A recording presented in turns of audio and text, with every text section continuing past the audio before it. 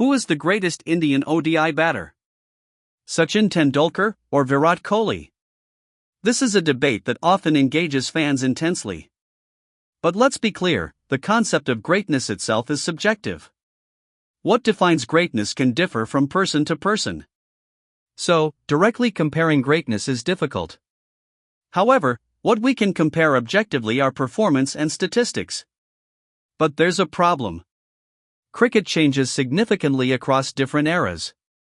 You can't directly compare the cricket of the 1990s, when Sachin was in his prime, to the game played in the 2010s, Virat's dominant decade. The rules, pitch conditions, and scoring rates evolve. The solution to compare them fairly? Era adjustment. So, when comparing cricketers from different eras, analysts use statistical methods. First, era adjustment, which measures a player against the average performance of their contemporaries, often statistically. Second, this often involves calculating a batting index, an algorithm combining adjusted metrics to provide a comparable performance score. We'll use this methodology for our comparison. We will adjust the stats from the 1990s era to match the context of the 2010s era and then make the comparison. Let's see who leads based on performance and stats. Looking at the 1990s, the decade's average batting average among the top 50 batsmen was 34.89. Sachin Tendulkar's average during this time was 42.45. This means Sachin was performing 1.23 times better than the average top batsman of his decade. Now, let's consider Virat Kohli during the 2010s. In that decade, the average for the top 50 batsmen rose to 42.45. Virat's average was an exceptional 60.79. Calculating the ratio, Virat performed 1.43 times better than the average top batsman of his era.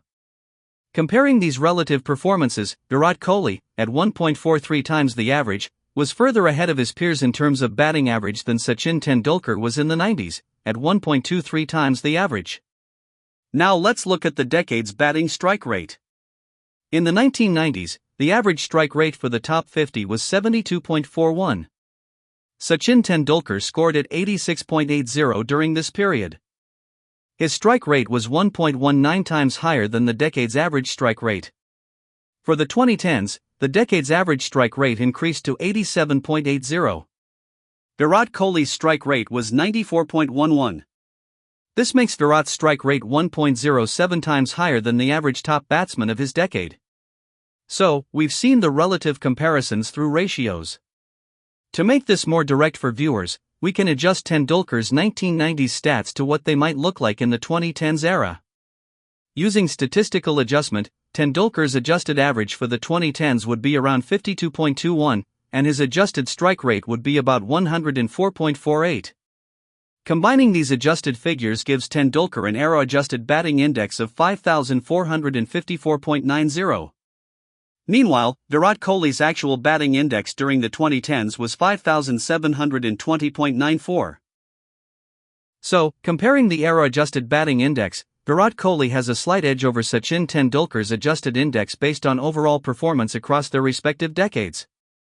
But the comparison isn't over yet.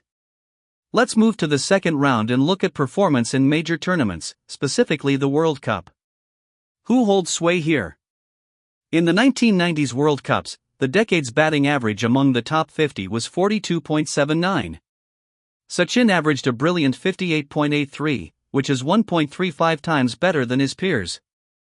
The decade's World Cup strike rate was 73.26, Sachin struck at 86.51, 1.18 times higher than his contemporaries.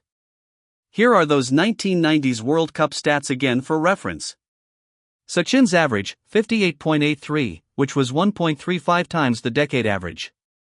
His strike rate, 86.51, 1.18 times the decade average.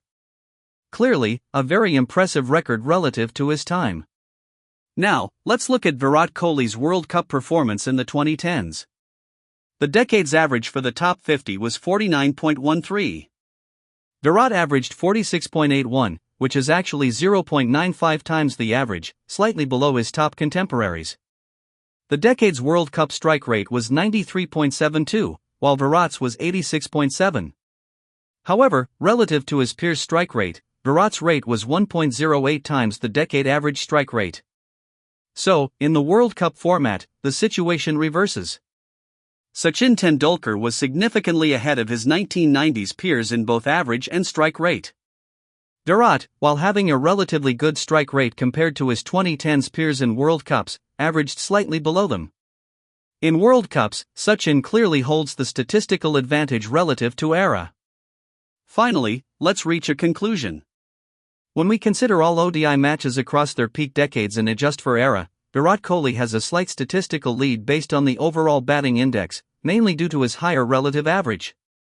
However, when we focus solely on the high-pressure environment of the World Cup, Sachin Tendulkar's performance relative to his era was significantly more dominant across both average and strike rate. So, determining the overall better batter statistically is difficult. It depends on what factor you prioritize more, overall consistency or performance in major tournaments. This analysis presents the stats. The final decision is up to you, the viewer. Based on these numbers, who do you think has the edge and why?